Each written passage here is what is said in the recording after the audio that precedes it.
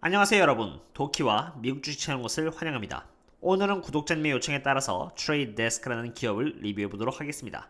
이 주식은 6개월 동안 68%, 1개월 동안 마이너스 15.86%, 그리고 5일 동안 0.76% 상승한 종목으로 최근에 많은 조정을 받고 있는 기업입니다. 먼저 트레이드데스크라는 회사의 비즈니스 모델에 대해서 설명을 드릴 것이고요. 인컴 스테이트먼트와 밸런스 시트를 통해서 이 회사가 어느 정도의 돈을 버는지 그리고 재무 상태는 어떻게 되는지를 알아볼 것입니다. 그 다음으로는 미래 전망을 알아보고 이 회사가 고평가인지 아니면 저평가인지 PS 밸류에이션을 통해서 알아본 뒤에 제 개인적인 생각과 함께 마무리를 짓도록 하겠습니다. 먼저 시작하기 전에 제 구독자, 멤버십 가입, 그리고 슈퍼챗을 통해서 서포트해주신 모든 분들께 너무 감사의 말씀을 드리고 싶고요. 앞으로도 투자에 참고해야 할 만한 정보가 있다면 커뮤니티에 공유를 드려서 안전한 투자에 힘이 될 수 있도록 노력하겠습니다. 혹시 리뷰했으면 하는 미국 종목이 있다면 코멘트에 남겨주세요. 많이 요청받는 종목을 중심으로 자료 수집을 하여서 영상으로 화답드릴 수 있도록 하겠습니다. 그럼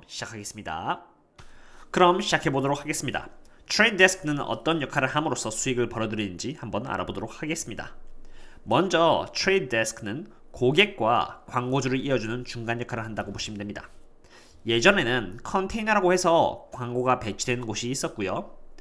ad 서버라고 해서 퍼블리셔가 광고주와 계약에 맞게 광고를 컨테이너에게 배치를 하는 그런 방식이었습니다. 그러나 트레이드데스크가 사용하는 프로그래머틱 방식은 조금 다릅니다. 예전에는 퍼블리셔가 광고의 소스였지만 이번에는 ad exchange라고 하는 곳이 소스가 되고요. 인터넷 내부 페이지가 로딩이 되면서 그 페이지에 맞는 적합한 광고 자료가 만들어질 때 필요로 하는 광고를 ad exchange에 요청을 합니다. 그러면 ad exchange는 DSP라고 해서 Demand Side Platform이라고 광고주들이 자신들의 광고를 입찰하는 곳인데 이 DSP를 트레이드데스크가 관리를 합니다. 이러한 DSP를 트레이드데스크가 관리를 하는데 개개인의 고객들이 그 특정한 순간에 흥미있어하는 컨텐츠 위주로 광고를 보내는 역할을 하는 것이죠. DSP가 ad exchange로부터 광고 요청을 받았을 때 광고주들로부터 수백 개의 광고들을 입찰받아 이 광고가 어떻게 어디서 그리고 누구에게 보여질 것이냐 그리고 광고주들에게는 얼마나 좋은 수익률을 안겨줄 수 있느냐까지 감안을 합니다. 광고주의 관심도는 그대로 입찰에 반영이 되면서 가장 높은 입찰액을 제시한 광고주의 광고가 컨테이너로 들어가 광고가 실리게 되는 것입니다. 지금 이렇게 0.06이 가장 높으니까 이 광고가 실리게 되겠죠. 이 모든 것이 10분의 1초 안에 끝이 나며 이러한 방식을 통해 광고주는 자신의 광고가 어떻게 그리고 누구에게 보여질 것인지를 컨트롤할 수 있게 되어서 좋고요. 퍼블리셔는 광고가 기재되는 공간이자 인벤토리를 정확하게 판매할 수 있어서 좋습니다. 자업자득인 것이죠. 그리고 시청자들은 자신들이 원하는 필요로 하는 광고를 볼 수 있어서 좋죠. 이렇게 중간 역할을 함으로써 광고주, 퍼블리셔 그리고 시청자를 연결시켜주는 역할을 하는 회사가 바로 트레이드데스크라고 보시면 되겠습니다. 영상에서 보시면은 여기 퍼블리셔가 나왔는데요. 이 퍼블리셔는 여러분들이 한 번쯤은 보셨던 roku TV라던가 구글, 월마트, ESPN, 링크인과 같이 광고가 실릴 수 있는 공간을 말합니다. 구글의 특정한 페이지를 인터넷 유저가 클릭을 하면요. 그 순간 여기 이 SSP가 ad exchange에게 어떠한 유저가 어디서 무엇을 보려고 하고 있다라는 정보를 토스를 해주고요. 그 정보에 따라서 ad exchange가 여기 DSP, Trade Desk에게 이러한 정보에 맞는 적합한 광고를 달라고 요청을 하는 것입니다. 그 순간 이 Trade Desk는 여기 광고주들 보시는 바와 같이 나이키나 코카콜라와 같은 광고주들로부터 입찰을 받아서 가장 높은 입찰액을 제시하는 광고주들의 광고를 다시 퍼블리셔로 보낸다라고 보시면 되겠습니다. 이때 DSP와 그리고 DMP 사이에는 여기 Core Artificial Intelligence라는 AI가 있는데요. 이 AI는 광고주들과 퍼블리셔 사이의 연관성을 검색하여서 검색의 특성에 따라서 가장 적합한 광고들을 추천해주는 역할을 한다고 보시면 됩니다. 추천된 광고들끼리 입찰 경쟁에 들어간다고 보면 되겠네요. 트레이드데스크가 하는 역할은 단순히 입찰의 공간만을 제공하는 회사는 아닙니다. 트레이드데스크는 다음과 같이 퍼블리셔들의 광고 공간들을 직접 사들여서 코카콜라나 나이키와 같은 광고주들이 트레이드데스크의 플랫폼을 사용하게끔 만든다고 보시면 됩니다. 하나의 예를 들어보자면은 트레이드데스크는 구글로부터 승인을 받은 DSP, Demand Side 플랫폼이고요. 이 뜻은 트레이드데스크가 구글의 200만 개 네트워크 이상이 되는 웹사이트나 비디오 그리고 핸드폰 어플리케이션에 접속을 할 수가 있으며 이러한 데이터들을 모두 모아 자신의 코아라는 AI를 통해서 광고주와 구글을 사용하는 고객들의 특성을 정확하게 매칭시켜서 모두가 윈윈 하게끔 하는 전략을 사용하고 있습니다. 구글뿐만이 아닙니다. 트레이드데스크는 알리바바나 바이두, 탄센트의 소셜 플랫폼 광고 공간을 사서 보다 많은 광고주들이 트레이드데스크의 플랫폼을 사용할 수 있도록 시장을 넓혀가고 있다라고 보시면 되겠습니다. 지금까지 트레이드데스크가 어떠한 비즈니스 모델을 통해서 수익을 벌어들이는지를 알았으니까 이번에는 어느 정도의 수익을 버는지 한번 인컴 스테이트먼트를 통해서 알아보도록 하겠습니다. 인컴 스테이트먼트입니다. 먼저 트레이드데스크의 레비뉴를 보시면요. 2020년 3분기 기준으로 216.11 밀리언 달러를 기록을 했고요. 2020년 2분기 때는 139.35 밀리언 달러를 기록하면서 코로나로 인해서 잠깐 피해를 봤지만 그래도 다시 이렇게 올라오는 모습을 보여주었습니다. 그리고 심지어 2019년 12월 31일이 가장 높은 매출의 기록을 세웠는데 그 기록을 넘어서 지금 2020년 3분기 기준으로 가장 높은 실적을 달성했다라고 보시면 되겠습니다. 그 다음에는 이 페이지를 통해서 gross profit을 알아보도록 하겠습니다. 원래라면은 이 gross profit이 revenue 빼기 cost of the revenue인데 지금 cost of the revenue가 제공되지 않고 있습니다. 그 이유는 지금 여기 SEC 공식 홈페이지를 보시면은 revenue 밑에 원래라면은 cost of the revenue라고 해서 원가 비용이 들어가 있어야 되는데 그 비용이 없고요. 바로 여기 operating expense라는 부분으로 채워져 있습니다. 그렇기 때문에 gross profit 자체에 대해서 분석하는 것은 힘들 것 같고요. 바로 이 operating expense 부분에 대해서 이야기를 해보도록 하겠습니다. operating expenses를 보시면은 크게 platform operation, sales and marketing, Technology and Development 해서 이게 R&D라는 부분이 되겠고요. General and Administrative라는 부분이 되겠습니다. 이 부분이 바로 인건비가 되겠네요. 그래서 이 플랫폼 오퍼레이션이 어쩌면은 원가 비용이 될 수 있는데 어쨌든 영업 비용에 들어가 있고요. 그 비용은 약 44밀리언 달러가 있다라고 보시면 되겠습니다. 그리고 세일즈 앤 마케팅 부분 또한 44밀리언 달러로 잡혀 있고요. R&D라고 볼 수 있는 이 Technology and Development 부분은 41밀리언 달러가 잡혀 있으며 인건비라고 말할 수 있는 General and Administrative 부분은 42밀리언 달러로 잡혀 있다라고 볼 수 있겠습니다. 그래서 굉장히 균등하게 이렇게 영업비용에 대한 항목들이 잡혀 있다는 것을 볼 수 있고요. 조금 더 자세히 들어가서 저희들이 이 Operating Expense 안에서 관심 있게 봐야 되는 부분은 바로 이 R&D 비용이 되겠습니다. 개인적으로 제가 관심 있어 하는 부분인데요. 이 R&D 비용이 시간이 가면 갈수록 이렇게 늘어나고 있습니다. 그 뜻은 그만큼 이 트레이드데스크라는 회사가 테크 회사로서 얼마나 자신의 기술을 발전시키려고 많은 비용을 쏟아붓는지를 알 수 있는 대목이겠고요. 이렇게 R&D 비용이 늘어나고 있다는 것은 굉장히 건전한 비용이 되겠습니다. 그 다음으로 gross margin vs profit margin을 보도록 하겠습니다. gross margin 같은 경우는 지금 cost of the revenue가 없기 때문에 gross margin 같은 경우는 100%이겠습니다. 그래서 그렇게 큰 의미는 없다고 생각하고요. 그래서 profit margin으로 바로 넘어가서 보자면은 2020년 3분기 때는 19.10%로 꽤나 높은 흑자를 보고 있는 상태입니다. profit margin이라고 하면은 먼저 순수익이 매출액에 대비해서 어느 정도를 차지하는 부분이라고 볼 수 있겠는데요. 순수익은 말 그대로 매출액에서 cost of the revenue도 빼고 operating expense와 tax나 interest나 덧셈 뺄셈을 한 다음에 최종적으로 나오는 부분이 바로 이 순수익이라고 보실 수 있겠습니다. 그리고 그 순수익이 흑자면은 당연히 profit margin은 흑자이겠고요. 순수익이 마이너스면은 매출액 대비해서 집계가 되니까 profit margin은 마이너스가 되겠습니다. 그런 것을 봤을 때 이 트레이드 데스크는 profit margin 19.10%로 꽤나 괜찮은 흑자를 이제 달성하고 있는 것으로 보이고요. 앞으로 이 흑자가 꾸준히 늘어나는 것을 보기 위해서는 이 회사가 어느 정도의 현금과 부채가 있는지를 알아봐야 될 것 같습니다. 그렇기 때문에 저희는 밸런스시트로 가서 이 회사의 현금과 부채에 대해서 한번 알아보는 시간을 가져보도록 하겠습니다. 이번에는 밸런스시트에 대해서 한번 알아보도록 하겠습니다. 밸런스시트에서는 이렇게 현금과 부채 비중에 대해서 한번 알아볼 건데요. 먼저 Asset Distribution을 보시면은 2020년 3분기 기준으로 캐시는 약 434.37밀리언 달러가 있다는 것을 보실 수 있습니다.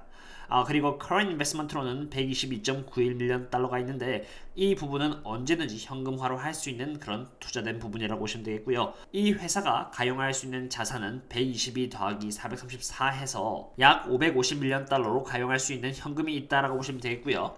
receivabl의 경우는 1.14 빌리언 달러로 이것은 12개월 이내 거래처로부터 받을 수 있는 돈입니다. 아직 받지 않았기 때문에 이 부분은 가용할 수 있는 돈으로는 보지 않겠습니다. tax assets로는 39.93밀리언 달러가 있고요. property plant and equipment 내세 부분은 314.03밀리언 달러로 공장이라던가 아니면 장비를 자산했을 때 나오는 부분이라고 보시면 되겠습니다. asset distribution을 통해서 이 회사가 가용할 수 있는 현금은 약 550밀리언 달러라는 것을 알았으니까 이번에는 liability distribution을 가서 부채 부분에 대해서 한번 알아보도록 하겠습니다. 먼저 Non-Current Debt를 알아볼 건데요. Non-Current Debt는 장기 부채로서 347.56밀리언 달러를 갖고 있고요. 이 부분은 5년, 10년, 15년 길게 걸쳐서 은행에다가 나눠서 갚아야 되는 그런 부채라고 보시면 되겠습니다. Current Debt의 경우는 약 31.39밀리언 달러가 있고요. 이 부분은 12개월 이내에 은행에게 갚아야 되는 부채라고 보시면 되겠습니다. 그리고 Payable은 656.17밀리언 달러인데 이것은 거래처에게 12개월 이내에 갚아야 되는 부채입니다. 그렇게 해서 liability distribution을 알아봤는데요. 지금 보시면은 non-current debt와 current debt를 합쳐서 이 기업은 약 370밀리언 달러가 있다는 것을 알 수 있었습니다. 확실히 현금 같은 경우는 550밀리언 달러를 갖고 있지만 부채는 370밀리언 달러밖에 없다는 것을 확인을 했고요. 설사 그런 일은 없겠지만 이 non-current debt를 1년 만에 갑자기 다 갚아야 한다 하더라도 이 기업은 여전히 현금이 많이 남기 때문에 밸런스 상으로는 안정적인 재무상을 갖고 있다라고 보실 수 있겠습니다. 보통 밸런스시트를 분석할 때 이렇게 현금 대비해서 부채가 어느 정도 있는지를 알아보는 것이 정석이나 Non-Current Debt라는 장기 부채가 많은 비중을 차지할 때 구체적으로 얼마를 몇 년도에 내야 하는지 또한 파악을 하고 있다면 짧은 기간 안에 기업이 많은 부채를 갚기 위해서 준비를 해둬야 하는지 아니면 그럴 필요가 없는지를 알 수 있습니다. SEC 공식 홈페이지를 보시면 부채에 대한 내역을 보실 수 있는데요. 보시면 각 해마다 부채를 얼마씩 내야 하는지 적혀 있습니다. 지금 트레이드 데스크가 갖고 있는 현금이 550밀리언 달러 정도 된다는 것을 인지하고 매년 얼마씩 갚아나가야 하는지를 살펴보면요. 2021년도에는 52밀리언 달러, 2022년에는 49밀리언 달러, 그리고 2023년에는 45밀리언 달러, 2024년에는 37밀리언 달러, 그리고 thereafter이라고 해서 그 이후에는 167밀리언 달러를 갚아야 하는 것으로 되어 있어 적어도 2024년까지는 부채에 대한 걱정은 전혀 할 필요가 없으며 R&D 및 인수를 하기 위한 유상증자 말고 돈이 없어서 유상증자를 할 확률은 매우 적다고 볼 수 있겠습니다. 미래 전망에 대해서 한번 알아보도록 하겠습니다. 먼저 트레이드 데스크는 굉장히 큰 시장을 갖고 있습니다. 그냥 디스플레이에 의한 광고 시장만 봤을 때 50조의 시장을 갖고 있고요. 텔레비전까지 포함하면 230조, 마지막으로 글로벌 시장을 대상으로 한 광고 시장은 자그마치 725조에 달합니다. 여기 이 글을 보시면 말이죠. 미래에는 모든 광고가 디지털 그리고 이전 영상에서 보여드린 것과 같이 프로그래매틱한 형태로 광고가 나갈 것이라고 글로벌 미디어 인베스트먼트 매니지먼트 그룹의 CEO는 예측을 하고 있습니다. 보시는 바와 같이 트레이드 데스크는 지금 이미 전 세계를 대상으로 사업을 하고 있고요. 광고주가 디지털 애드에 대해서 소비하는 금액에 대한 성장률을 보시면 계속해서 상승하고 있는 것을 보실 수 있습니다. 이 디지털 애드는 컴퓨터, 노트북, 스마트폰, 태블릿, 그리고 다른 인터넷 장비 등을 포함한 것입니다. 그리고 2021년부터 2024년까지 이것을 다 더해서 4로 나눴을 때 연평균 성장률 12%의 속도로 시장이 성장한 것을 볼 수 있습니다. 뿐만 아니라 광고주가 TV 광고에 대해서 소비하고 있는 총 금액 또한 나날이 올라가는 것을 보실 수 있는데요. 지금 트레이드 데스크가 집중하고 있는 시장이 바로 이 커넥티드 TV 분야입니다. 2020년부터 2023년까지 연평균 성장률 17%의 속도로 올라가고 있으며 2023년에는 14조를 찍을 것으로 예측을 하고 있습니다. 그리고 2027년에 글로벌 프로그래매틱 애드버타이징 플랫폼 마켓이라고 해서 바로 트레이드 데스크가 위치를 하고 있는 시장에 대한 규모는 33.7빌리언 달러라고 해서 2020년부터 2027년까지 연평균 성장률 30.7%의 속도로 굉장히 빠르게 증가할 것으로 예측되고 있습니다. 이것을 봤을 때 트레이드 데스크가 위치하고 있는 시장의 전망은 밝으며 꾸준히 시장을 침투해 나갈 때 트레이드 데스크의 성장 또한 빠르게 성장할 수 있을 것이라는 생각이 듭니다. 이번에는 트레이드 데스크만이 갖고 있는 고유의 장점에 대해서 설명드리겠습니다. DSP라고 해서 Demand Side 플랫폼을 통해서 사업을 하고 있는 회사는 트레이드 데스크뿐만이 아닙니다. 아마존, 구글, 그리고 페이스북 또한 Demand Side 플랫폼을 제공함으로써 많은 광고주들과 시청자들의 니즈를 부합시키고자 노력을 하고 있습니다. 이렇게 쟁쟁한 경쟁사들이 있는데 왜 트레이드 데스크만 특별할까요? 트레이드 데스크는 다른 경쟁사들과 달리 중립적인 입장을 갖고 있다는 것이 큰 무기입니다. 구글의 경우는 구글 앤 비디오 360이 있고요. 페이스북의 경우는 어리언스 네트워크, 아마존의 경우는 아마존 DSP가 있습니다. 페이스북의 경우 원칙적으로 트레이드 데스크와 같은 제3자 DSP로부터 광고를 받는 것을 허용하고 있지는 않으나 구글의 경우 유튜브와 구글 서치의 자리를 제외한 구글 디스플레이 네트워크의 경우는 허용하고 있습니다. 만약 페이스북의 플랫폼에서 광고를 하고 싶으면 페이스북이 제공하는 DSP를 이용해서 광고를 해야 되고요. 만약 유튜브에서 광고주가 광고를 올리고 싶으면 구글의 DSP를 이용해서 광고를 게시해야 합니다. 그러한 이유에서 구글과 페이스북의 주된 수익은 광고이며 2020년 2020년을 보시면은 60.7% 이상이 이미 페이스북과 구글로 광고 수익이 가고 있다는 것을 보실 수 있습니다. 그러나 나머지 30.6%는 다릅니다. 이 자료를 보시면은 트레이드 데스크가 2020년 1분기 기준으로 2위를 하고 있다는 것을 볼 수 있으며 성장률 또한 가장 가파르다는 것을 볼 수 있습니다. 즉 페이스북이나 구글이 광고주로부터 광고를 받아 자신들의 DSP를 이용해서 경쟁사인 아마존이나 구글 그리고 페이스북의 광고 자리에 광고를 넣지 못하는 반면에 트레이드 데스크는 컨텐츠 사업을 전혀 하고 있지 않기 때문에 광고주로부터 광고를 받아 구글을 포함하여 이러한 어떠한 기업에도 DSP 서비스를 제공할 수 있다는 것이 매우 큰 장점이 되겠습니다. 이번에는 PS 밸류에이션을 해보도록 하겠습니다. 참고로 이 밸류에이션은 제가 산출한 밸류에이션은 아닙니다. 그러나 저 또한 이 밸류에이션이 납득이 간다고 판단하여 이 밸류에이션에 대해서 한번 해석을 해드리도록 하겠습니다. 여기 보시면은 4개의 시나리오가 있는데요. 먼저 트레이드 데스크의 매출액 상승률이 30%씩 상승한다는 가정하에서 PS 멀티플 30 그리고 PS 멀티플 20에서 거래가 된다는 두 가지의 시나리오가 있고요. 매출액 상승률이 20%씩 상승한다는 가정하에 PS 멀티플이 30 그리고 PS 멀티플이 20에서 거래가 된다는 두 가지의 시나리오의 상황에서 밸류에이션을 해보도록 하겠습니다. 물론 매출액 성장률 30%가 쉬운 것은 아니지만 지난 3.5년간 트레이드 데스크의 매출액 성장률은 평균 41%였으며 미래의 이 성장률이 어느 정도 꺾일 것이라고 보수적으로 생각을 하고요. 매출액 성장률 30% 그리고 20% 주가에 대해서 산출된 것을 볼 수 있습니다.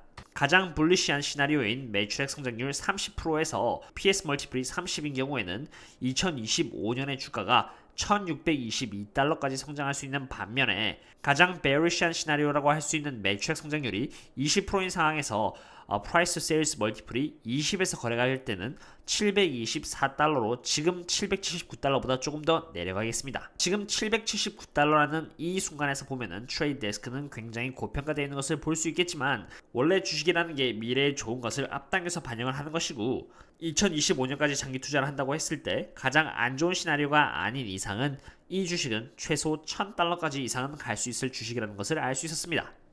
어떠셨나요 여러분? 오늘은 이렇게 트레이드 데스크에 대해서 리뷰를 해보았습니다. 인컴 스테이트먼트를 봤을 때 지금 트레이드 데스크의 매출액과 순이익은 꾸준히 좋은 모습을 보여주고 있고요. 밸런스 또한 부채 대비 아주 좋은 현금 비율을 갖고 있어 아주 안정적인 재무 현황을 갖고 있는 회사라는 것을 보여주었습니다. 미래 전망 또한 봤을 때 다른 대기업과는 달리 컨텐츠 사업을 하고 있지 않아서 중립적인 입장을 유지하고 있어 DSP 제공자로서 725조라는 전 세계 광고 시장을 빠르게 석권하고 있는 기업 중 하나가 되겠습니다. 다만 너무 급하게 주식이 올라 최근 정고점이라고 할 수 있는 이 971달러라는 주가는 2025년의 매출액을 미리 땡겨왔을 정도로 고평가 논란이 있었고요. 그로 인해서 굉장히 급격하게 떨어졌습니다. 그러나 기업 펀더멘탈 또는 환경에 있어서 크게 바뀐 것은 없기에 앞으로도 꾸준히 매출액 성장률 30%를 유지해준다면 미래에는 충분히 1000달러까지 갈 수 있을 것이라는 생각이 듭니다. 저는 이 주식에 대해 불리시라는 제 개인적인 의견을 말씀드리고 싶고요. 이렇게 오늘 리뷰는 끝마치도록 하겠습니다. 지금까지 봐주셔서 정말 감사드리며 또 다른 기업의 분석과 함께 찾아뵙도록 하겠습니다. 그럼 또 다음에 만나요. See you later.